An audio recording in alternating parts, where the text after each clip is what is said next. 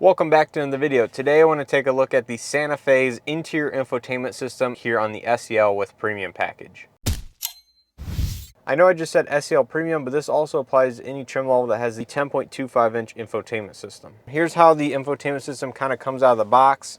Obviously this has the user profiles up here in the left hand corner that you can go ahead and set up user profile. I have a video on how to do this if you guys are unsure.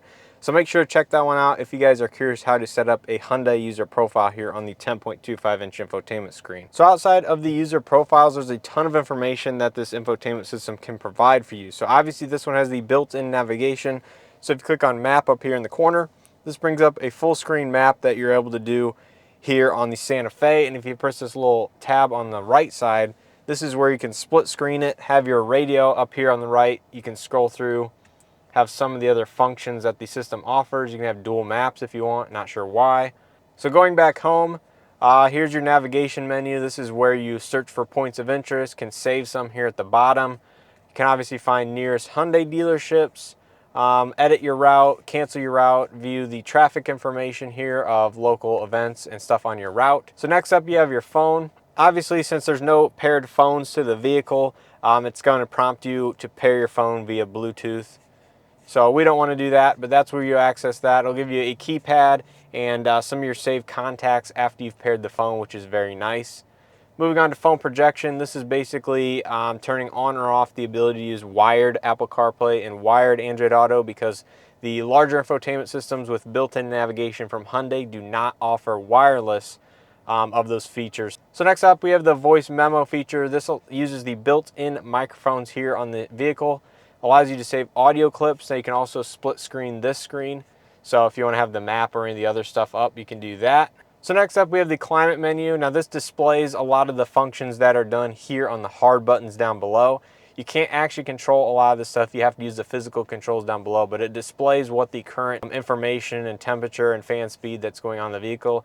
Now you can control these threes. You can activate recirc air upon washer fluid use. So if you spray the windshield washer with fluid, it will activate the recirculation function. You can automatically dehumidify and auto defog the vehicle. Next up we have valet mode. Now you have to have an active BlueLink subscription to use this, but this basically limits some of the features and speeds of the vehicle when you are in valet mode. Next we have passenger talk. Now you can kind of hear it picked up on my voice, but it basically uses the microphone here in the front of the vehicle to project the audio through the rear speakers. So if you have kids or anything like that that need to hear you better, this is basically the function you'd like to use. Next up we have quiet mode. This basically limits the audio and all other volumes of this infotainment system to 7 or lower.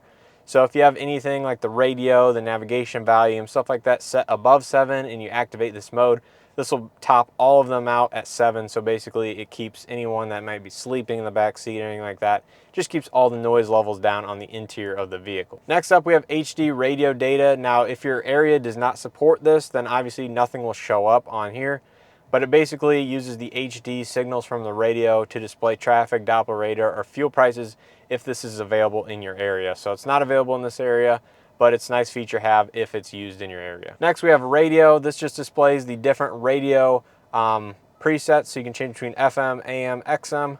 And this screen did change very greatly here on the latest update of the 2022 10.25 inch navigation systems from Hyundai. So if you have not done the update from April of this year on your infotainment system, I would highly recommend doing that update if you have not. And lastly, we have the setup screen here that has all the infotainment and vehicle settings that you can customize to your personal tastes. And lastly, here's just a few more options. Media is all the different media options that you have currently plugged in or available to play. BlueLink is where you'll manage all this stuff with your active BlueLink account. Notification gives you any warnings or stuff like that that may be wrong with the vehicle.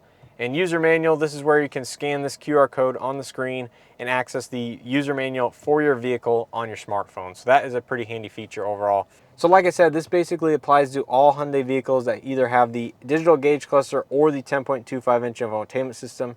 Now, not all vehicles have both, so some might just have the infotainment system. So if you found this video helpful, please hit that like button. If you have any questions or comments on anything that is possible with the infotainment system, leave those down in the comment section below and I will definitely get back to you. If you guys are new to the channel, please consider subscribing and checking out some of the other content that's currently available. There's a lot of fun stuff on the channel, and if you guys want to see anything in particular, please let me know and I'll see if I can make it happen. So with all that being said, we'll see you guys in the next video.